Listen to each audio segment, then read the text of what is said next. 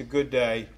I mean, in many ways, it's a parting, and we're sad. I will tell you, I'm sad and I'm happy. I'm sad that we're losing Dave Kooris. Yeah. I think he's served as I'm sure he has in every role and capacity he's ever had, just by measuring his commitment here over my short time and the caliber of his abilities and his character.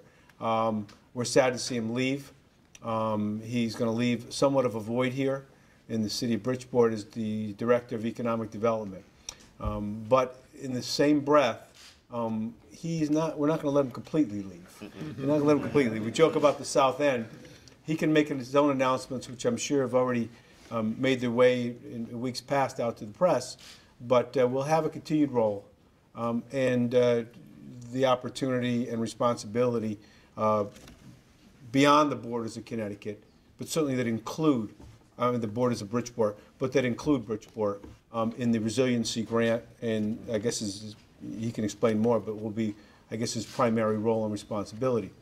And with that, by the way, allows, in large part, I guess, because of the faith of the federal government, but under his stewardship and leadership in this office, they awarded some, I guess it's close to $50 million, and it's going to allow opportunities for investment and development in the south end of the city of Bridgeport and with the University of Bridgeport that would otherwise have been stalled, maybe permanently, or unable to have ever been started or completed. So it's really a good thing. And before I get to our announcement with regards to his successor, I wanted David to come up and so we could just, if you guys would join me in a round of applause and say thank you.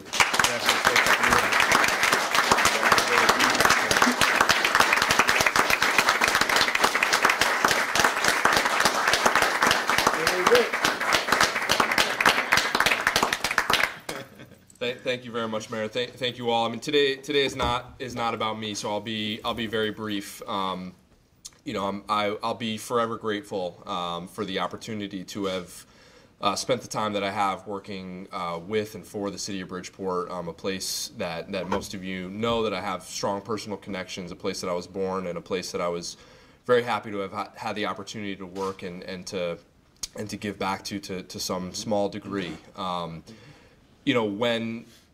When there was the transition with Mayor Ganim, I wasn't sure what was going to happen to me, and I'll be forever thankful that I was given the opportunity to stay, this truly was my decision, and the last 5 months have really really changed my perception of the city in many positive ways. I think you have a team here that's really dedicated to the future of the city and dedicated to making the city better.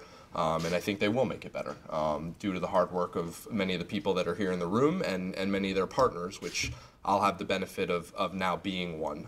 So I'm very grateful, Mayor, to you for giving me the opportunity to stay and continue some of the work that I was doing. I will be going to the state of Connecticut, but spending a good deal of my time in Bridgeport. Many of you are familiar with the Coastal Resiliency Grant, $65 million that was awarded to the state of Connecticut by the Federal Department of Housing and Urban Development, $45 million of which is to be spent here in the city of Bridgeport on pilot projects in the next few years focused on the south end.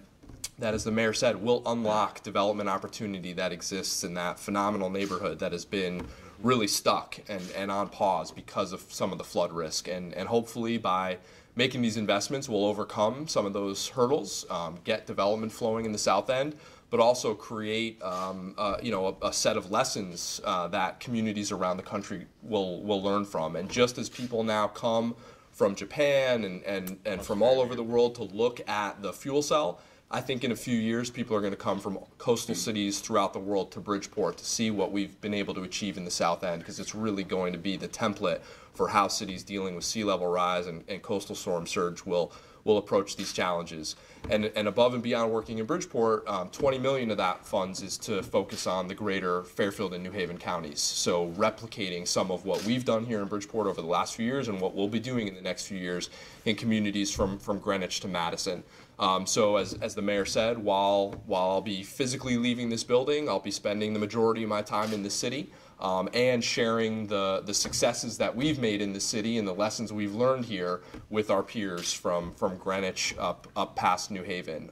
So it's a good day for Bridgeport. It's a good day for me, where I get to move on professionally, but continue to be involved with a group of colleagues that I care so much about, and on a group of projects that I care so much about. So thank you very much again, Mayor, for the opportunity. Thank you all, and look forward to continuing to work together.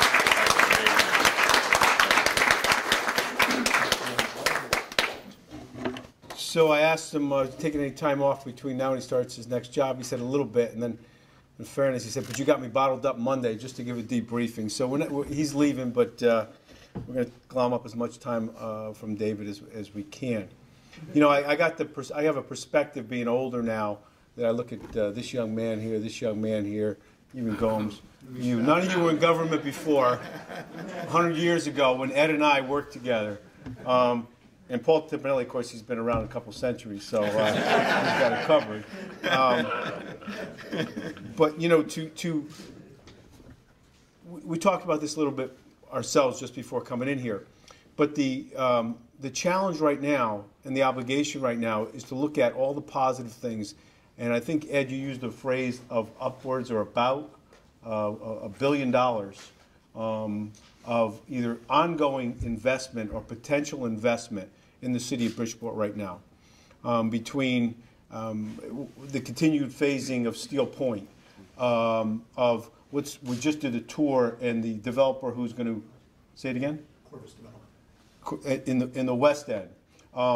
It may not need a lot of work, but they'll be steering the public partnership with PSEG, which is $500 million itself. So there's a lot going on. Downtown North. What else? Downtown North.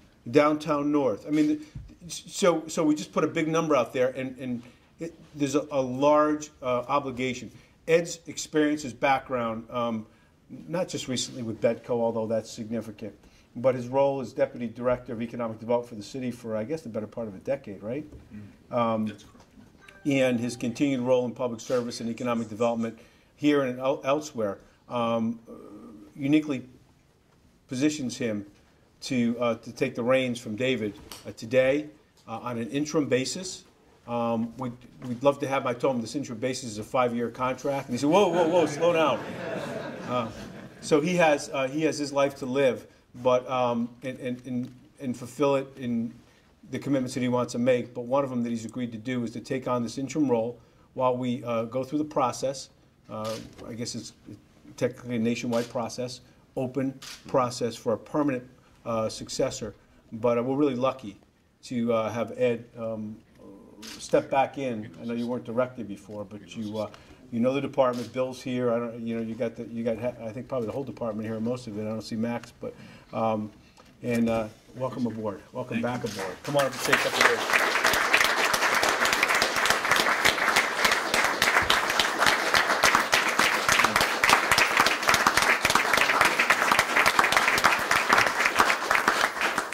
So the mayor drops 5 years on me, and I say, check, please. So many thoughts. First, I'm happy to be in a position to help. And as I look around the room, I'm very happy to be able to work again with people that I had such a great relationship with for a long time. Special. That's what makes a career worthwhile, when you actually have those kind of relationships. And I see a whole handful of people here that I had great relationships with, and other people that have come on since my departure 4 years ago that I know are special in their own way, and I look forward to working with them. Thanks for this opportunity.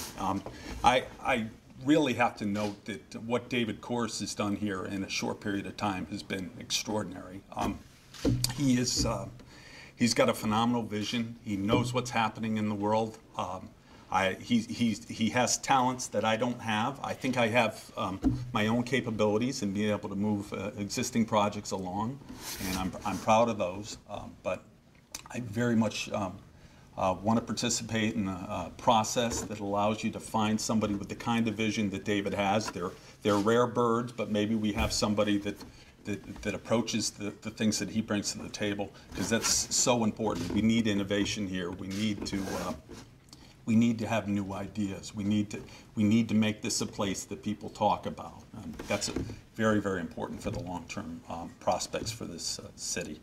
But I'm eager to do this, and glad to be, as I said, in a position to help, and you'll get everything I have for the time you have me here. So thank you very much, man. Thanks very much.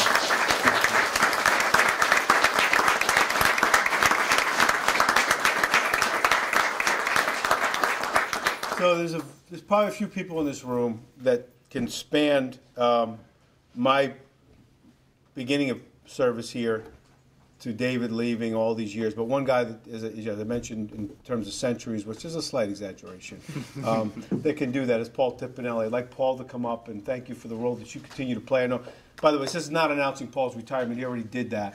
But to thank him in part, but also to have him comment on the continuity, the partnership with the Business Council, even his participation, the business community's participation in the process for a permanent successor. And I thank you for your decades of service, Paul. Thank you. Thank you. Come on up and say a couple of words.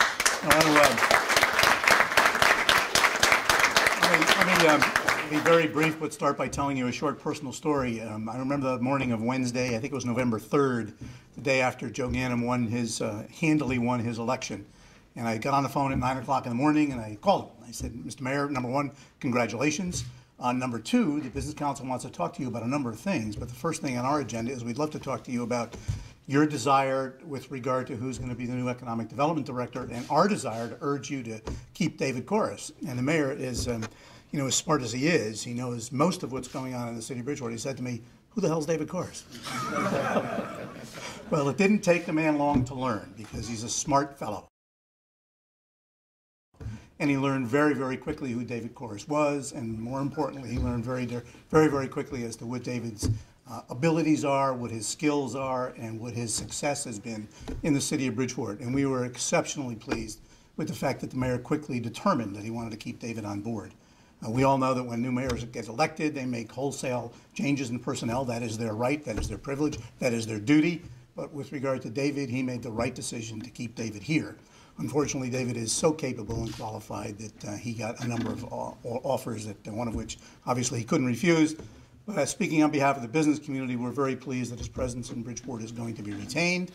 So, David, thank you for your service. Thank you. The city could not have been better served. In terms of our mutual interests with regard to our mutual economic development goals, the city could not have been better served over the last 4 years with David's presence here. That being said, Mayor, again, we know you're a very smart guy when it comes to judging people, and we know that you're going to be very, very well served with Ed Lavernoich's temporary presence here. Again, I clearly remember David had a discussion with the mayor on a Thursday afternoon and gave the mayor the bad news that he was leaving. On the next day, that Friday, the mayor called and he said, Paul, I want to take Ed Lavernoich away from you. I said, what do you think about that? I said, one, he'd be an excellent choice to take David's place. I'm not sure that he's interested in staying in the city full time, but clearly you can talk about him being acting director. So that moved down the path pretty quickly, and the business community, speaking on behalf of the business community, we're very, very pleased that Ed is able and willing to step into this role. We're very, very pleased to be able to provide him on a temporary basis, and I'm pleased to be a part of the process to assure that Joe Ganim will have a successor that will equal the ability of David and Ed when that successor is found. So on behalf of a very grateful business community, thank you, Mayor.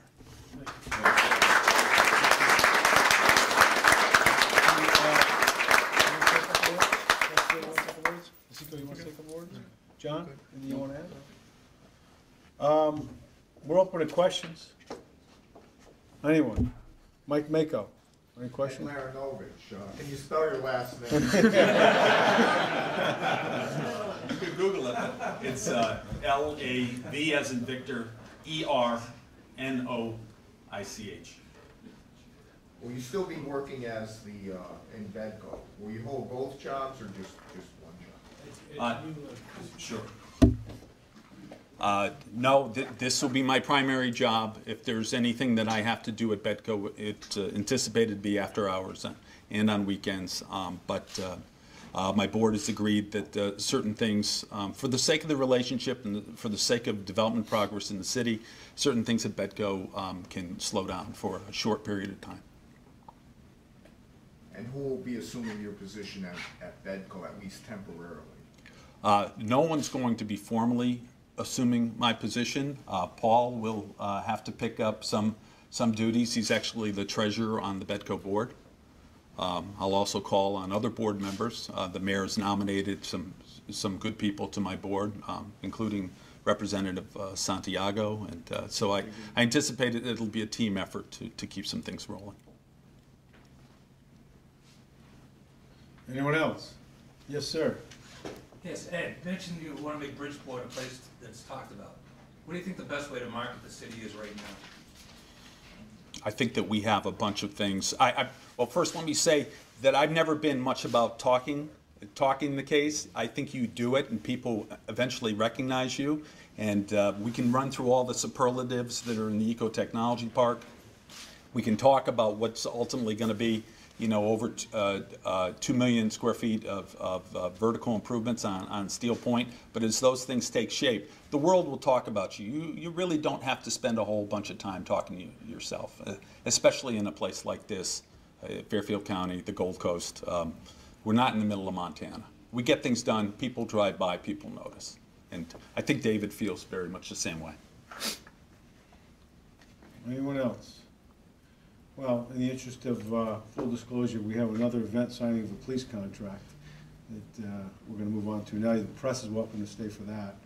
But I'm glad you were here for today for this transition, and looking forward to the continued progress with this team in place. Ed, thanks very much. Thank you very much. David, thank you.